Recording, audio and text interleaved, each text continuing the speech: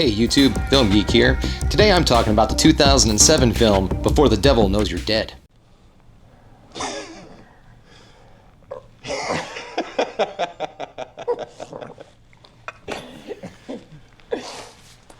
Alright, so how do we start, huh? Well, it's not we, you. Me? The hell do I know about robbing a jewelry store? You'll learn on the job training, you know.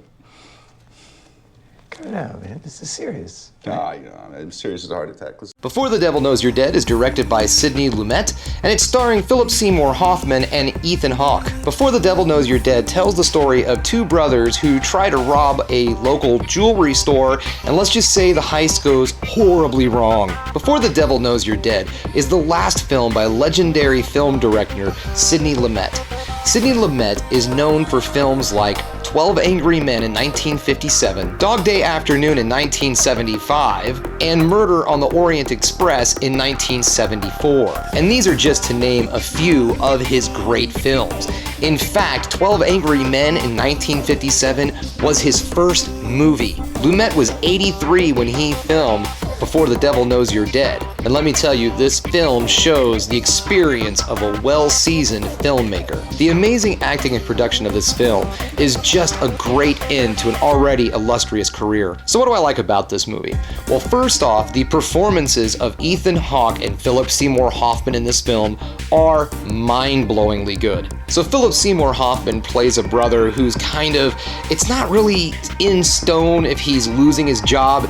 To me, it seems like his company's being maybe taken over by another company or something. They don't really go into too awful depth into what's happening. But he's a guy who's had a lot of money in his life and is now kind of losing his money and his job. Ethan Hawke plays a younger brother who's kind of just the loser of the family. He's been babied and he's been allowed to just flounder through life, just from one little thing to another, just trying to make a little bit of a living and then moving on to the next big score. Both actors play their roles just absolutely amazing, of two guys who are just kind of normal guys who slowly but surely turn into criminals. Also too, the way the story is told is very unique.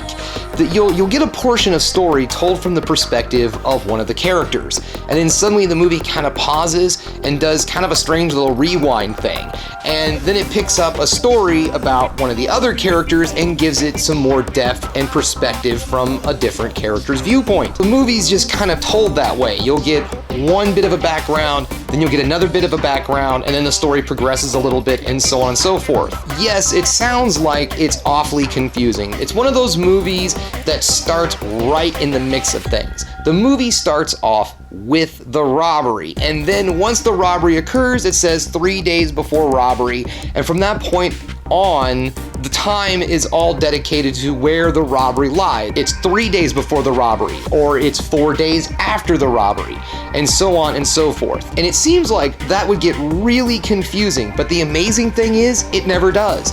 In fact, you start kind of waiting and looking forward to when it has this kind of cool rewind moment that I'm talking about, because then you're like, oh, now we're gonna find out what happened. Something that was interesting too is that originally the two leads weren't brothers in the original script, and Lumet thought that just didn't give the story enough drama. By making the two brothers, it's true, it really gives the movie a lot more depth, and it makes us kind of care about the characters a little bit more, considering they're not actually very likable, but the fact that they're brothers, I guess, makes them a little bit more relatable. And the crazy thing about this movie is too, I'm not really sure what happened with the release of this film.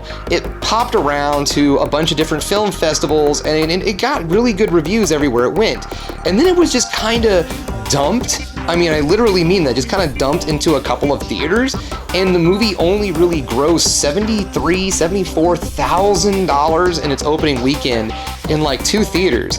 And I really couldn't find any reasons. I researched to try to find out why this happened. Like, why was such a great movie like this just kind of unceremoniously dumped into a theater, and then I assume just tossed out to video rental stores across the country? I don't know. I could not find any solid reason behind any of this. The movie did make about $25 million worldwide, and critics really do love this movie. It's currently sitting on Rotten Tomato at an 88%. I found this movie later on down the road on DVD, I picked it up and rented it, and I freaking loved it, then found out who made this film and could not believe who made this movie. So I have no clue how this movie has gotten to be so forgotten. If you're interested in checking out Before the Devil Knows You're Dead, you can rent it on YouTube right now. And you can also find it on Hulu if you have a premium subscription. Okay guys, that's all I have for you today on The Film Geek. Thanks for checking things out. If you liked what you saw here, go ahead and give me a thumbs up, subscribe to the channel, and ring that bell for notifications so you know when I put another one of these videos up. And the other thing you can do, people, is keep watching movies. You know I'm gonna.